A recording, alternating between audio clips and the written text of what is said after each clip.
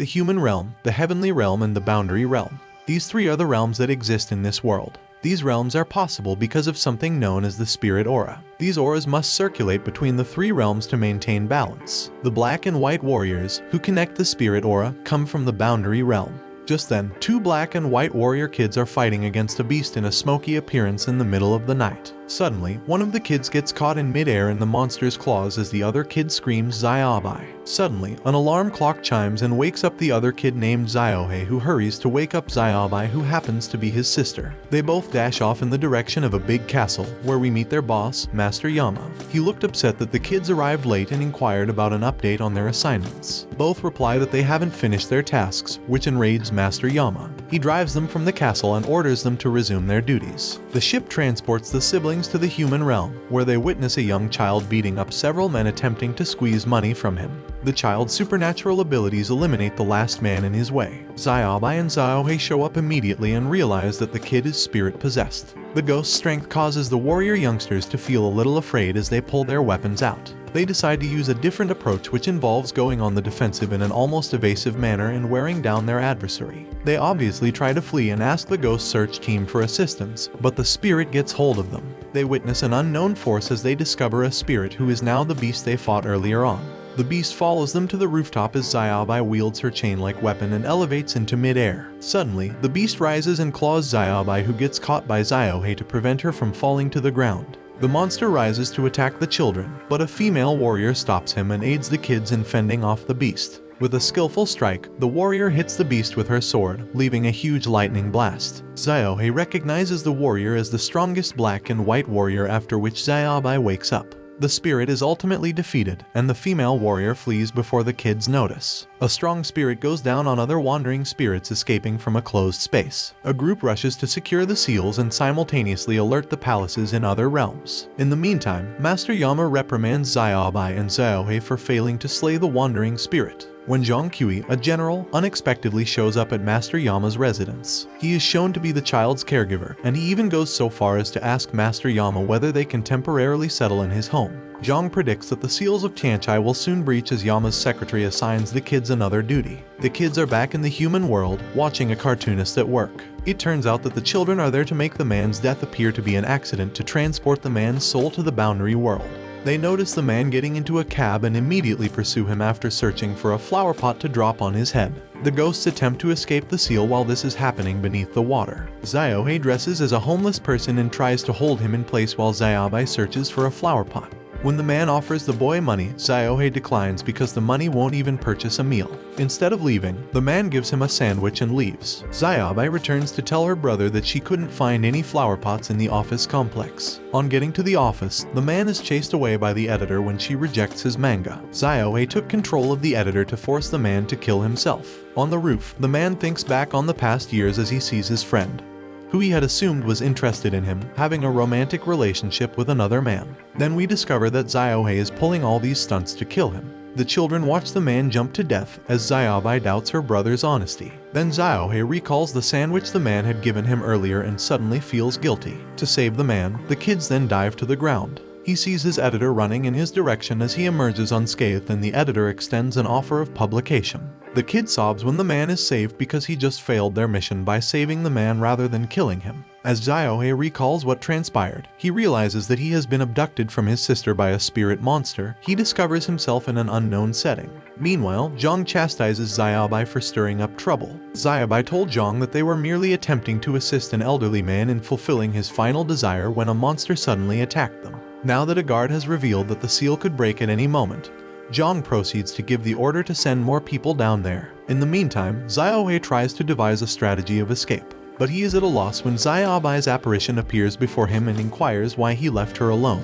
He rushes to her, but the image abruptly vanishes. While on the ship, the general explains the story of how 99 wandering spirits were captured and sealed underwater. When the seal is finally broken, the water below becomes red before exploding, unleashing tremendous energy into the universe. A whistle can be heard while Zyohei is elsewhere thinking back on his time spent with Zyabai. He stops in front of a giant statue as he runs in the direction of the sound. At that moment, a man at the statue's front looking very evil begins to laugh. The spirit hunters labor arduously to prevent the spirits from entering the human realm once the seal has been shattered. From the seal, a huge monster spirit appears and challenges Zhang and his men. They instantly knew that this was the 100 Ghost Spirit. Xiaohe is preoccupied with his own foe at the moment. This man immediately restrained Xiaohe in chains after beating him. The man admits to Xiaohe that he is trapped behind the seal together with other vicious spirits. Meanwhile, Zhang and the 100 Ghost Spirit reunited when they returned outside and started fighting. While approaching the ship, the one spirit jumped toward Zhang with his huge palm aiming to smash him. Suddenly, Zhang makes a single move with his spear as he tears the spirit apart. Instead of having Xiaohe mutate into a monster like the 100 Ghost Spirit, he intends to set the building on fire. He told the spirit hunters to ready the Jinko cannon. Back down, Xiaohe quickly escapes his shackles. He summons a magical sword and cuts down the chains. He observes as the man who is provoking him absorbs the spirits. Eventually, he is unaware that another creature is lurking behind him. Back on the ship, Xiaobai and the general are trying to prevent Zhang from going into the seal as Lu Shu suddenly makes an entrance. Zhang declares that he will save Xiaohe when he returns to the ship. He entrusts the general to fire the Jinko cannon and destroy the Great Seal if Zhang is not back in an hour. Lu Shu comes and Zhang gives her custody of Xiaobai. To locate Xiaohe, Zhang leaps inside the seal. While this is happening, Xiaohe quickly destroys the creature lurking behind him with a single strike. The individual who finally identifies himself as Sang Wuzhai assaults him since he appears to know Xiaohe intimately. At this moment, Xiaohe is using his sword to chase the wandering spirits surrounding him. Wuzhai keeps attacking Xiaohe and even manages to wrap himself around the boy's torso with the spirits. Breaking free, Xiaohe absorbs the spirit inside of himself through his hands. Zhang rushes to the seal's entrance as spirits begin to escape through the oceans, but he is stopped by his foes who want vengeance for sealing him years earlier. As he reclines, Xiaohe continues to absorb the spirits into himself. Wuzhai observes everything and says that Xiaohe needs to absorb more spirits to become stronger and rejoin his team. Suddenly Xiaohe collapses, releasing a massive blast of immense energy before he changes into a grown man. Meanwhile, the general watches the ship as another unusual spirit enters their meter in the meantime, and immediately assumes it is Xiaohe. Initially, her brother doesn't have any spiritual strength, which causes Xiaobai to feel perplexed. On the other side, Wuzhai welcomes Xiaohe as he addresses him by his real name, Wang Heng. He makes a heavy punch and Xiaohe is prepared for the attack. As he blocks the attack, Xiaohe wastes no time sending Wuzhai into midair with a whirlwind kick. Wuzhai annoyingly draws out a sword and Xiaohe dodges his first attack as he resorts to a back kick which slips the sword off Wuzhai's hands. Wuzhai catches the sword from midair and attempts to strike Xiaohe. Finally, Wuzhai is successfully defeated by Xiaohe. The edge of the seal, where Zhang is right now, is being hit hard by their conflict. As Zhang draws his sword underwater, he wastes no time sending the three spirits to death. After successfully overcoming those attempting to prevent him from entering the seal, Zhang finally moves on. Wuzhai wants to fight Wang Heng in round 2. He jumps into midair and releases a lightning strike which Xiaohe blocks off with his sword. Still, he eventually gets affected as he becomes dormant. Wang Heng recalls a smaller child pleading with him not to abandon her. This brief buzz provides Wuzhai with a chance to attempt to swallow Wang Heng.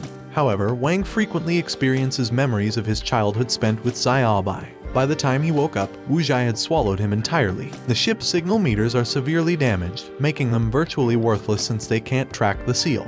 The general observes Heng being poised to be devoured by Wuzhai once the screen has been adjusted. Just in time, Zhang confronts Wuzhai and tells him to back off. Zhang attempts to strike him with a magical sword blazing with fire. Wuzhai uses a magic ball to create a solid shield, making it difficult for Zhang's sword to penetrate.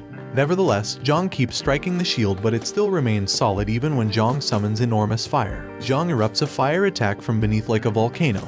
The general attempts to keep everything from Xiaobai up on the ship, but it's too late. Zhang is enraged and, in a deplorable move, attacks Wuzhai while threatening him from inside the seal. And Zhang attacks Wuzhai with all of his might. A younger Wang Heng is revealed to be a prince residing in a palace in Xiaohe's flashback.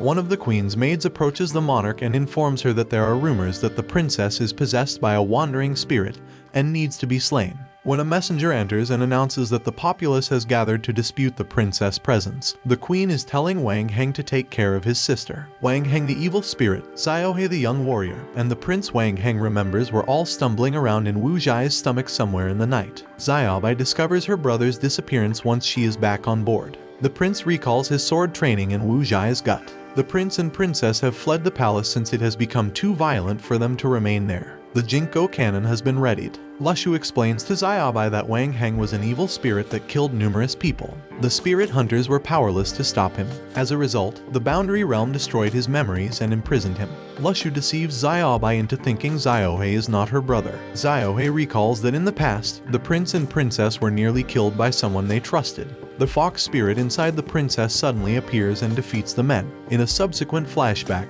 the prince and princess were hiding. When his sister receives a charming toy in the shape of a flower from Xiaohei, Xiaobai declines to play with it. She conceals the toy, nevertheless, and advises Xiaohei to go to the autumn festival in the hopes of finding some food for the two of them. She accepts the gift and bids Xiaohei farewell as he departs. The fox spirit suddenly emerges from the princess and is met by Lushu and another warrior. While purchasing mooncakes for his sister, Xiaohei overhears some villagers discussing the capture and impending torture of the princess of the previous dynasty. In the middle of the palace grounds, Xiaobai is discovered by Xiaohei as she runs. The spirit hunters are forced to let the princess be killed by the royal guards since the fox spirit won't leave her body. In the end, the people kill both Xiaohei and his sister after he observes his sister being torn to pieces. Xiaohei finds it hard to accept that the ghost hunters have just used him as a weapon to seal Wang Heng. Xiaobai is forced to observe back on the ship as other ghosts break the seal. The general and Lushu get ready to fire the cannon. When he is ridiculed as Wang Heng, Xiaohei remembers his previous existence. Zhang is still battling Wu Zhai outside.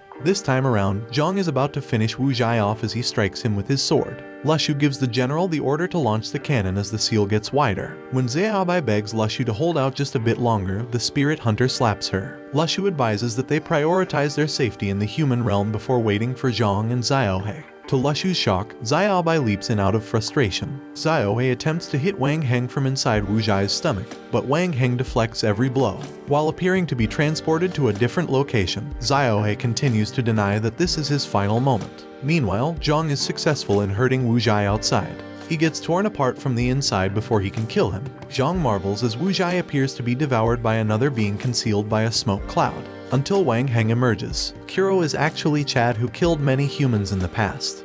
But the evil spirit could not be destroyed, so the Ghost King removed his memory and gave him a new life as a warrior. Now somehow the 100 Ghost Seal is broken. While breaking the 100 Ghost Seal, Chad uses his spirit to take control of Kuro's body to get his revenge. Chad strongly believes that the Boundary Realm has taken advantage of his powers and decides to take back what they owe him. On the other hand, the Ghost King Jiraiya wants to settle all grudges in a peaceful manner. However, Chad just wants to destroy the word and absorb the energy from the Ghost Seal. Jiraiya does his best to try to calm Chad down and convince him to leave, but Chad just wants his justice and attacks him. The longer they stay, the higher the chances of both dying. Jiraiya decides to finish everything as fast as possible and get out by restraining Chad and using the Ghost Behead blade. However, Kaneko steps into it and enters Chad's mind. On the outside, Chad is controlling Kuro. However, he could hear his sister Kaneko calling by his name. She wants him to go back. But on the other side, there's also his sister from his past life,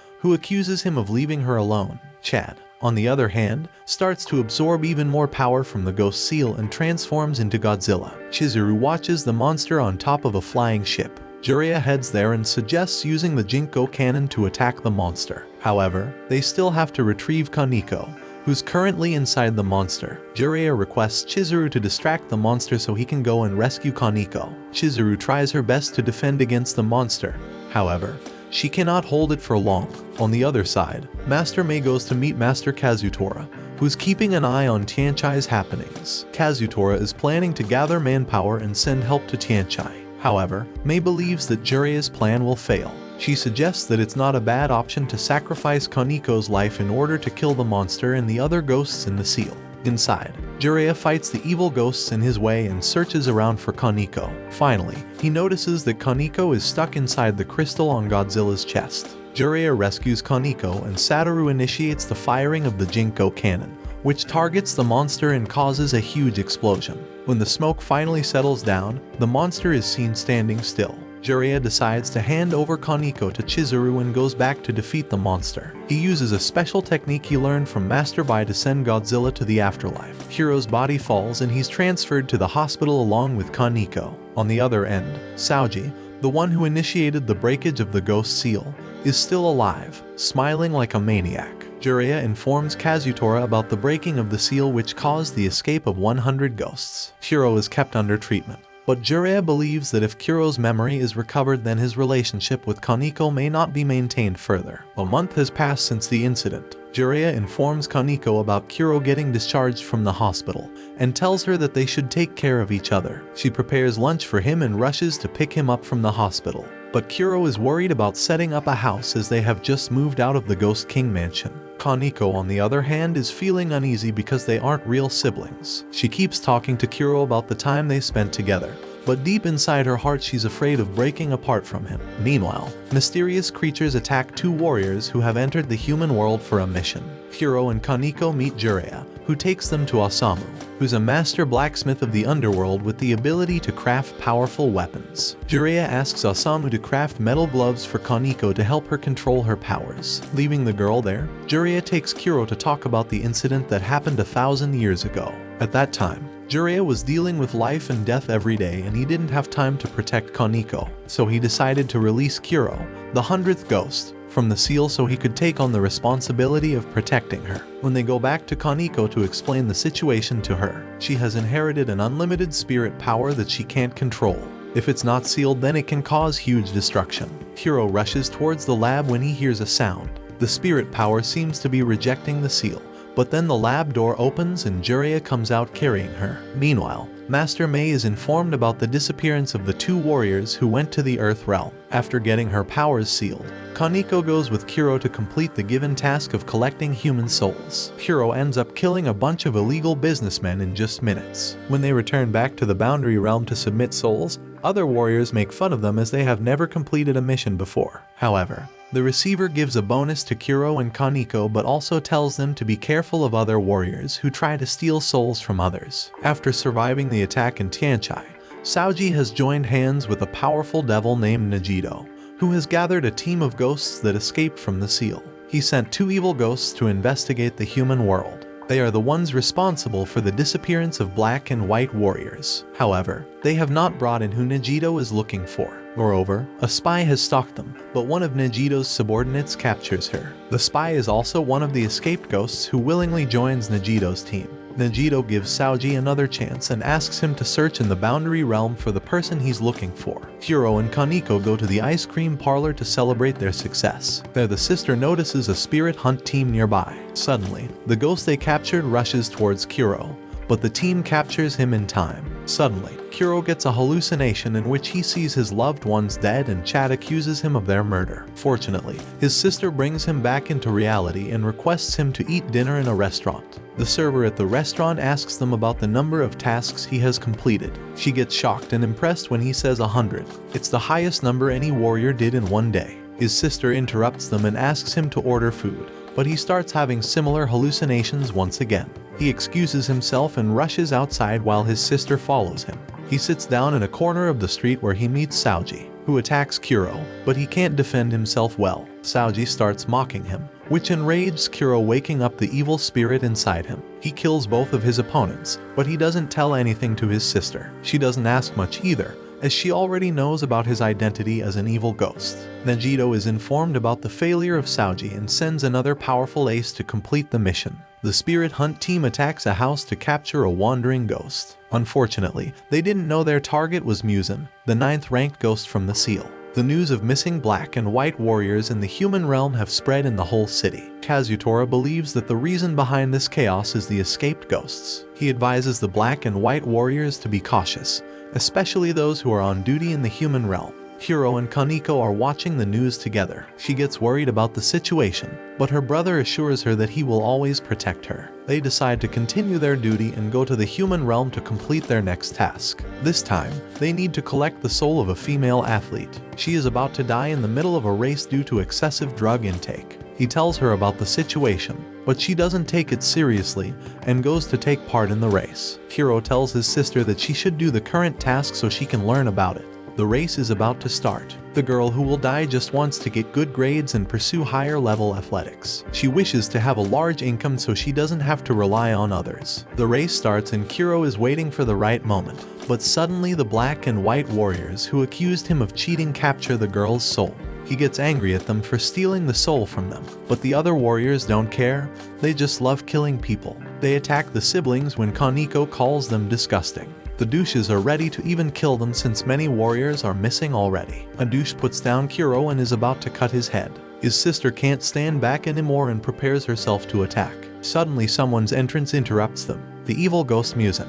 Jiraiya investigates Muzan's case until he's informed that they have lost contact with 2 warriors in the human realm. Meanwhile, in the human realm, Kuro decides to take advantage and escape with his sister while some warriors fight Muzan. They can hold the evil ghost for a while, but they will eventually get wiped. Kaneko is shocked at how easily Kuro is letting so many die. He didn't even save the athlete, even though he knew that she was not really an evil person. She asks him why he has become so cold but doesn't get an answer. After killing the other 2 warriors, Muzan follows the siblings. Kuro thinks that his identity of being an evil ghost is revealed, but Muzan is not after him. He's after his sister and intends to capture her to bring her to Nagido. He injures Kuro, which awakens the evil spirit, who attacks back. Muzan's regeneration makes the evil spirit attacks look like a joke.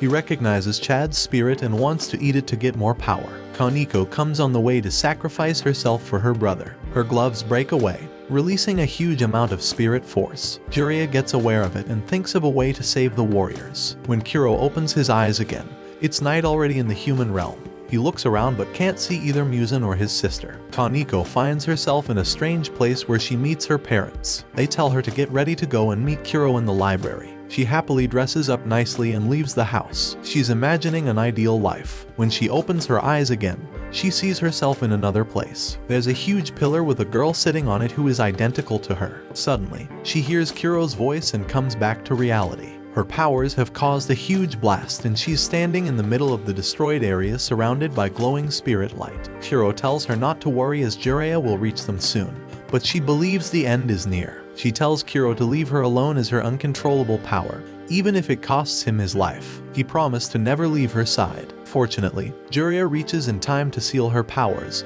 bringing everything back to normal. The siblings do great in completing their tasks and celebrate it with ice cream. However, after knowing that they are not siblings, Kaneko has started to get a little shy of Kuro's affection. When it's time for the Ghost Festival, the 2 wear traditional dresses and proceed to enjoy the festival. They visit different stalls and enjoy themselves to the fullest. Kaneko ties a ribbon to the wish tree but keeps her wish a secret from Kuro. After that, they go to a jade shop where she likes a pair of yin-yang necklaces which are said to join fates and are usually given to the person you love. Kuro pays for the necklaces while she rushes out to see the fireworks. She bumps into Mei and her disciple FUFU. FUFU claims Kaneko is just a danger to everyone and because of that everyone will leave her side. Kuro finds her sitting near the wish tree. She feels sad for missing the chance to see the fireworks with her partner. Hearing this, he rushes back to request another round of fireworks and brings back some crackers to light them with her. She suddenly starts crying and tells him that Mei is her mother,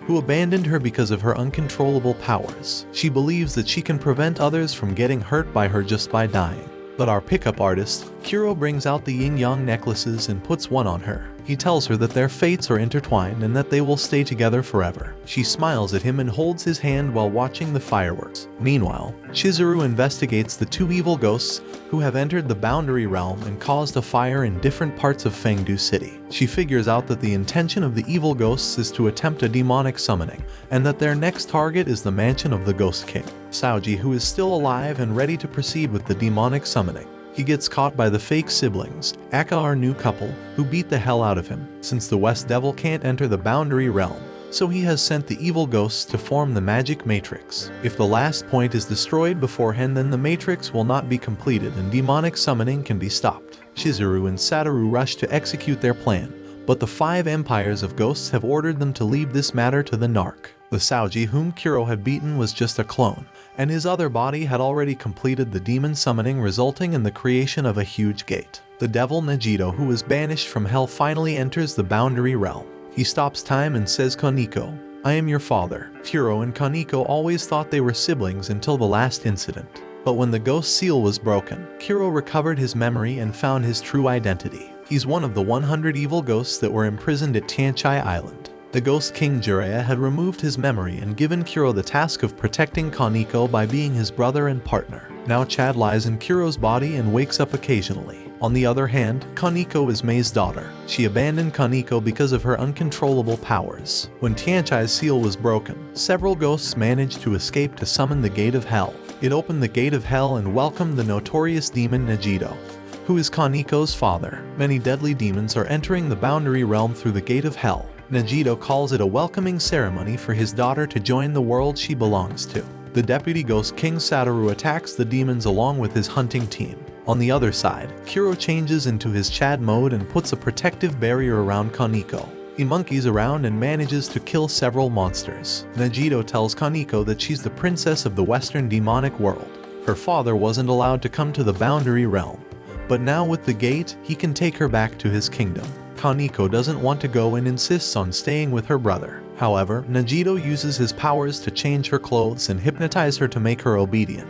Kuro tries to make his best "you shall not pass" impression, but he's weak AF compared to Negido. He's like those annoying mosquitoes, just a pain in the head. Literally, because Negido breaks his horns. On the other side, Jiraiya is enjoying his cozy time in jail. Luckily, Jiraiya and Chizuru come over right in time to stop Negido from taking away Kaniko. Chizuru disguised herself and helped Jiraiya escape his soap time in jail, since he was charged for breaking the ghost seal and for leaving Chad to walk around, even though he didn't have his memories. 5 ghost lords control the boundary realm: Sawada, Hirako, Yamamoto, Shiro, and Itami. Moreover, Yamamoto is like, let the Jiraiya deal with Negido, and the problem is solved. But Sawada reveals that Jiraiya is in jail and Mei is in the human realm. Basically, everything is fudged. Suddenly, R2-D2 runs into the room to inform everyone that one envoy is coming there to take the blame for Negido's escape. Meanwhile, Jiraiya is fighting against the demons to protect Kaniko and Kuro. His great fighting skills and spirit powers impress Negido,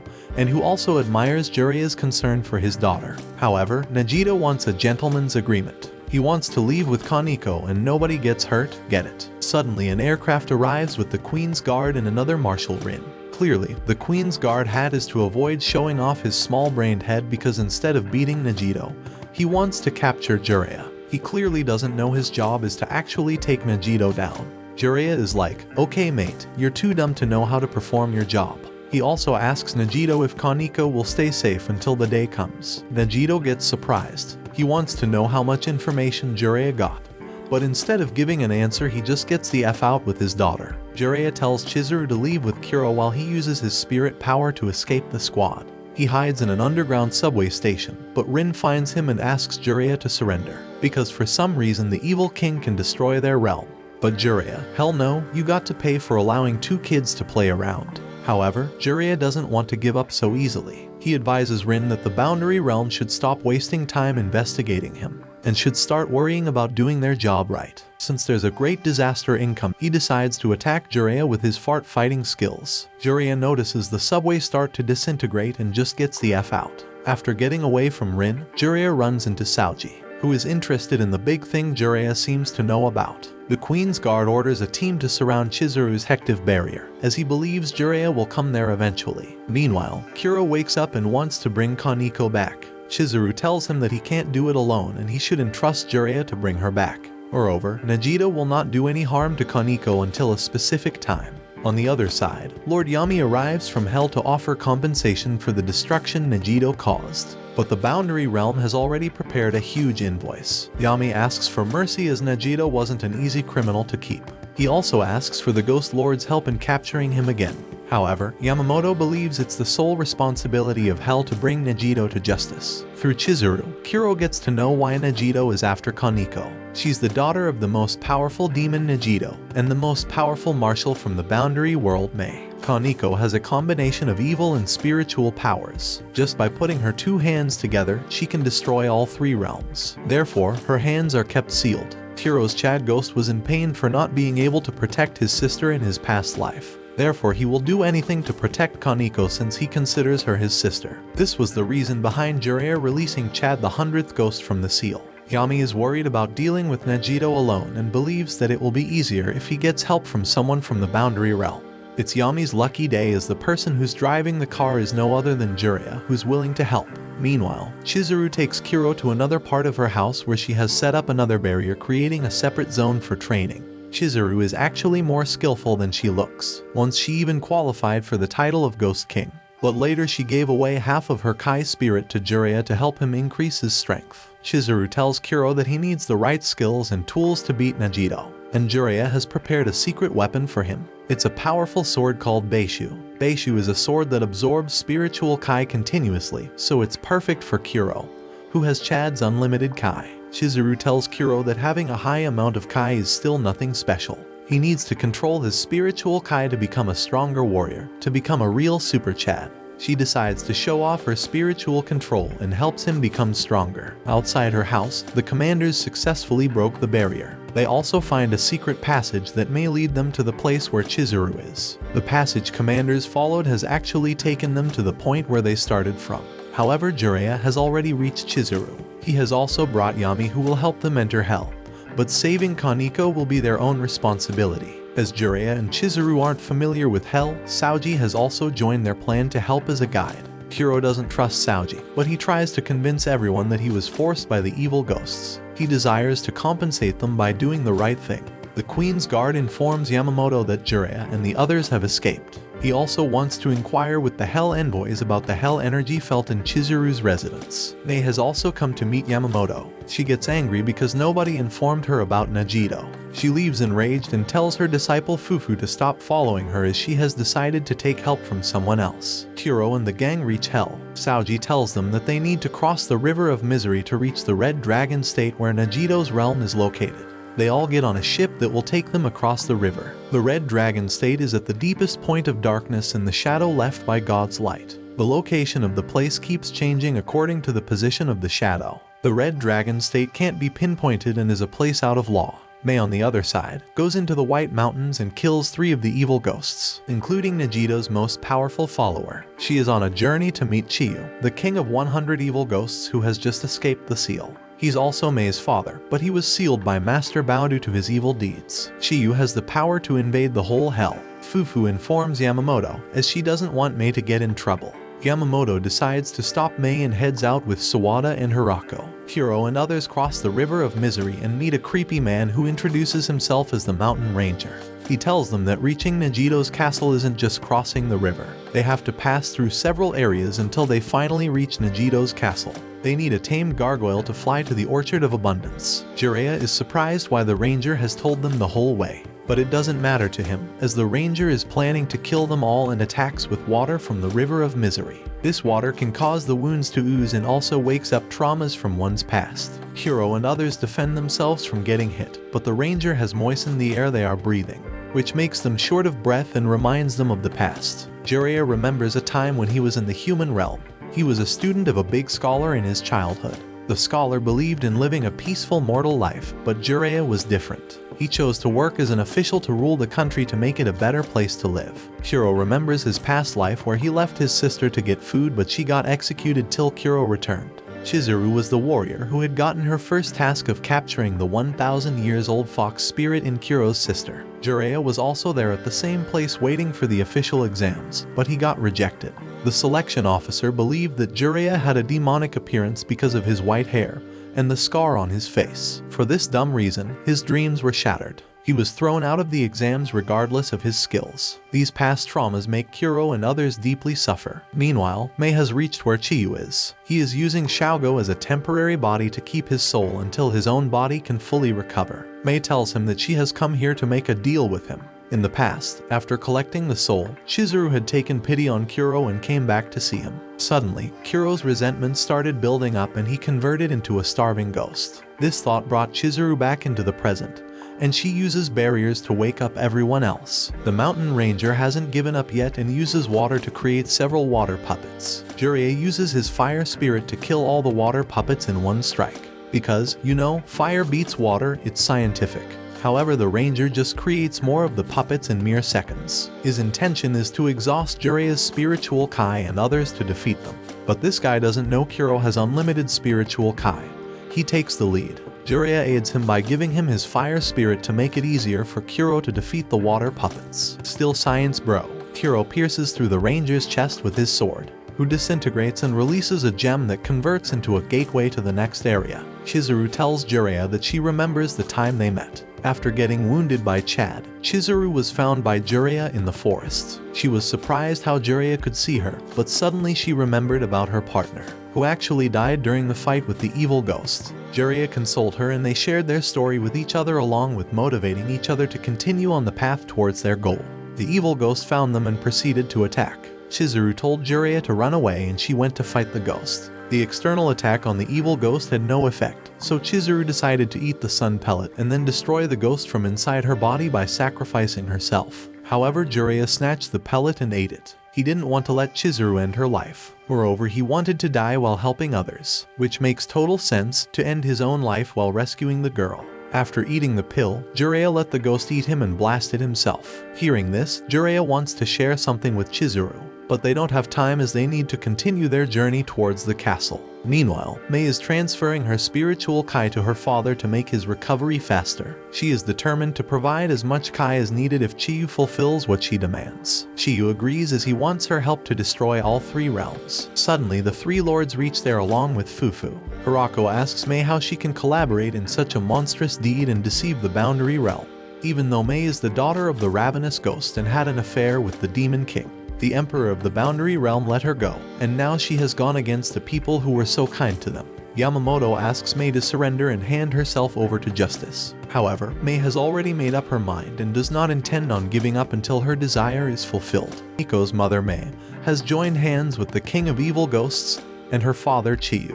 The three lords of the ghosts have come to stop her from destroying the three realms. Lord Yamamoto orders the other two lords Sawada and Hirako to defeat Chiyu while he takes care of Mei. He also instructs Fufu to look after Chiyu's real body under recovery, because Chiyu is temporarily using another body to keep his soul. Sawada warns Chiyu to give up, as the weak body of Shaogo he has possessed can't stand for long against the lords. However, Chiyu doesn't seem scared at all. On the other side, Mei uses her wood spirit to form a huge flower. It shoots lasers while Yamamoto throws a flood of metal spears in return.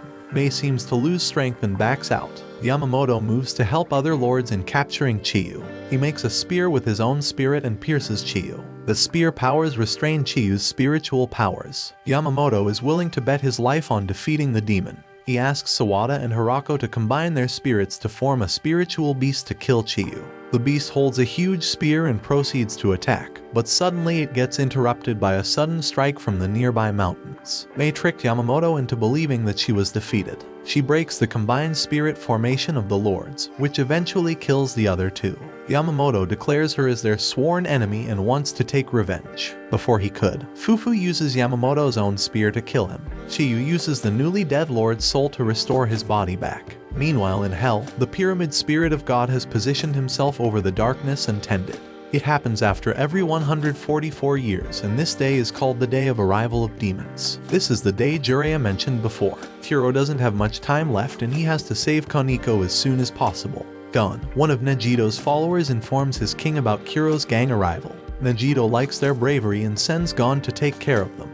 Finally, Nejito's most wanted day has arrived. He calls his daughter and removes the hypnosis. As soon as she gets back to her senses, she begs him to let her go. But our bad guy needs her to complete his genius 200 IQ plan, which rarely works well. He grows a tree of blasphemy from the seed Mei gave him, and that tree swallows Kaneko. Parenting goals in a nutshell. Kuro and others are passing through a graveyard surrounded by lava. They come across Sue, the tomb keeper. She basically lives near lava and she ain't even that hot. When she opens her mouth, she's annoying AF. She attacks Kuro and his mates with an illusion that causes the victim to remember their past life's death. As Chizuru has never died before, so the illusion has no effect on her. Chizuru fights Sue, but Gon also joins the battle. Meanwhile, Chiyu's real body is finally taking shape. Though Chiyu promised not to harm Shaogo's body, as soon as he got back to his body he eats up Shaogo. Gon is basically a person struggling with alcohol addiction who drinks at work. Jiraiya warns everyone to be careful and takes the lead to face Gon.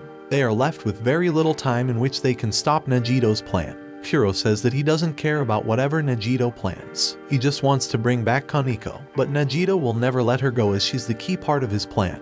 He wants to use the Tree of Blasphemy to grow a new world of darkness and demons, but he needs a huge amount of spiritual Kai. So, as a truly loving and caring parent, he's gonna sacrifice his own daughter. Meanwhile, Jiraiya's body starts to get weird as one of his spirits goes crazy. The spirit is waking up along with its life's memories. In his past life, Jiraiya ran into Chiyu, who introduced himself as the strongest god of war and gave Jiraiya a part of his soul, just for Jiraiya to change his view of the world. What a nice guy. Chiyu wanted Jiraiya to realize that the world is in an urge for destruction and calamity instead of salvation. Jiraiya is reminded of these experiences because Chiyu has fully reincarnated. Now everything is doomed because he's on his way to destroying all 3 realms. Let's go, let's destroy the world party incoming. Chiyu finally reaches the Boundary Realm entrance and is ready to start the destruction. Geez, this world is full of crazy people. Don't they know that if they destroy the world they also disappear? Queen's Guard has prepared a formation to stop Chiyu and has gathered a huge army as well. However, the 2 Ghost Lords basically just sit in the first row with some popcorn. Chiyu absorbs the souls of the troops while Queen's Guard is defending his formation with a protective barrier. They don't stand a chance at all in front of Chiyu's tremendous amount of power. Suddenly, Master Kazutora comes over. However, he's like, "Yo bro, I can't fight you, I just want to know your reasoning behind this." Chiyu just says he wants revenge because he was sealed by Kazutora, which made him feel lonely. Suddenly the ground breaks and a huge beast rises from it. It's a ravenous ghost who couldn't be put inside the ghost seal due to his huge size. Therefore he was buried in Fengdu City. Along with him, Chiyu is ready to destroy the Boundary Realm. Kazutora tries to point out that Chiyu was sealed because he's a bad guy who wants to destroy the world. I wonder how destroying the world will make him feel less lonely. Satoru comes over with 5 powerful Jinko cannons and attacks Chiyu, but Chiyu defends all of them with just one hand. He has grown stronger than he ever was and has become unstoppable. Oh well, everything seems doomed. Meanwhile in Hell, Kuro and others are rushing to pass through Gon and Ensu as soon as possible. They can't waste time, but their opponents are Nejito's loyal puppets. Gon and Ensu were declared demons in their childhood and were punished to get burned alive. This made Gon develop an intense hatred toward the world. He wished to go to Hell and become real demons to destroy the whole world. Nejito saved them at that time and invited them to join his plan of the world's destruction. Chizuru and Jiraiya managed to defeat Gon and Ensu and hand over the resulting spiritual stones to Kuro. Now he can finally be the real hero. He can now beat his girl's dad to save her. Saoji just gets the hell out because his task of guiding them into hell is already done. But now, Jiraiya has to go back to fight Chiyu. Chizuru decides to follow him as a real waifu should. Jiraiya once had lost his life in fighting the ravenous ghost. However, Chizuru gave him half of her soul, which is still a better love story than Twilight. Jiraiya arrives in the Boundary Realm and Queen's Guard gives him back the status of the Ghost King. Didn't I previously tell you his long hat is to cover his small head? Jiraiya tries to reason with Chiyu, saying he's the boy whom Chiyu gave a part of his soul. Chiyu on the other end is like an Asian parent when his kid fails at math. He gets disappointed that Jiraiya hasn't changed at all. Just a lil kid who is still in an urge to save the world. Jiraiya is like, "But I'm the chosen one, I'm the one who should defeat you." The Queen's Guard and his troops take their positions to face Xingtian while Jiraiya is ready to put in all his efforts to defeat Chiyu. Meanwhile, Mei and Fufu reach Nejito's castle. Mei attacks Nejito but can't proceed to kill him. Nejito tells her that she still loves him. When he walks closer and hugs Mei, she gets emotional and puts her guard down. However, Nejito is just a merciless demon who doesn't love anyone at all. He stabs her and snatches out the second seed of the Tree of Blasphemy. Nejito intends to merge Mei's Kai with Kaneko to grow the Tree of Blasphemy strong enough to destroy the heavens and gods. Unexpectedly, Mei sacrifices Fufu to interrupt the growth of the Tree of Blasphemy. She simply says, "I'm sorry mate, I've only taken you in as my happy puppy for this moment." Fufu dies with the satisfaction of helping her lord, whom she served her whole life. As the growth of the Tree of Blasphemy is interrupted, it starts to wither down and sets Kaneko free. Fortunately, Kaneko gets a chance to hear her mother's last words. Mei never intended to abandon her. Kaneko has the strongest combination of spiritual Kai that can destroy all 3 realms. All because of her mom, dad, and grandfather. They wanted to protect her from the tragedy of the Tree of Blasphemy. That's why she always kept her daughter away from herself. In reality, she loved Kaneko. Mei dies, but Nejito hasn't given up yet. He transforms into an even more deadly demon and is ready to use Kaneko again to regrow the Tree of Blasphemy. Nejito hypnotizes Kaneko, but she breaks away from it when she hears Kuro's voice. He has finally come to save Kaneko, that's my boy. Nejito believes that a world ruled by gods is not impressive, and he wants to create a world under his own rule. These bad guys always forget they ain't the main character. Kuro doesn't care who rules the world or even if the world ends. He only cares about Kaneko and he's ready to exceed any limit to save her. Nejito defends Kuro's attacks with a barrier, but Kuro transfers a huge amount of his Kai into Beishu and breaks it. Nejito had underestimated Kuro, but now he's ready to fight with all his strength. Basically, long non-story short, our protagonist wants to waifu his daughter and her dad wants her to stay single. After getting down from the castle, Nagito surrounds Kuro with powerful spiritual attacks. Back in the Boundary Realm, Jiraiya struggles against Chiyu. Jiraiya is just dodging the attacks while looking for a chance to attack back. Chiyu gets exhausted from this extended fight and attempts to end it. He gathers his strength and creates a red demonic flood to attack Jiraiya. When he sees the flood, Jiraiya closes his eyes and calls the spiritual Kai from the deceased people all around the universe. He gathers it to create a huge spirit beast and defeats the demonic flood. After which, Chiyu believes that Jiraiya must have exhausted his spiritual Kai, but Jiraiya doesn't have only one soul. His own and Chizuru's spiritual Kai may be exhausted, but Jiraiya has another layer of more than 1,000 souls inside him. This is the spiritual Kai of Mei he borrowed. Mei knew that the day of the arrival of demons would come. Therefore, she gave part of her soul to Jiraiya. As she's the blood of Chiyu, so Jiraiya can use her soul to conceal Chiyu's soul in his body. Instead of returning Chiyu part of his soul, Jiraiya intends to do the reverse and absorb the rest of Chiyu's soul. This attempt will cause their death, but that's what Jiraiya wants. He has planned to sacrifice himself to save the three realms. Once, Kazutora had a meeting with Mei and Jiraiya to discuss the upcoming day of arrival of demons. Mei told Jiraiya about the intentions of Chiyu and Nagito. She believed Kuro would always protect Kaneko and interrupt Nagito's plans, while Chiyu is destined to be killed by Jiraiya as he owns part of his soul. Mei had planned everything to stop the three realms from collapsing, but even if they did, she had the second option as well. There were two blasphemy seeds. One was owned by Nagito and the other was kept inside Mei's body. However, she had nurtured a third one called Chaos to regrow the world in case it collapses, but it will also need the sacrifice of Kaneko. Jiraiya starts the process of merging souls. Chiyu hides in a barrier, but it's all in vain. The barrier breaks easily and his soul is being snatched away, making his body disappear gradually. This is Chiyu's destiny as well as Jiraiya's, as his body disappears too. The after effects of Jiraiya's attempt kills Xingtian as well, but the three realms start to collapse. Seeing this, Nagito gets ready to rule the new world and transforms himself into a huge demonic beast. He believes all those who are against his will don't deserve to be alive. Therefore, he starts his spree by attacking Kuro and burying him under a huge stone. However, Kuro is still alive and gathers his Kai to transform into a wolf spirit. He attacks Nagito with his full might, but Nagito defends himself. He wants to use Kuro's horn to kill him. Kaneko can't stand back anymore and jumps in to save Kuro. She finally grows up into her full form. What a cutie. She stands up to protect the person who matters the most to her. Nagito gets scared of Kaneko's powerful Kai and steps back. The demons under the ground grab Nagito and drag him along with them.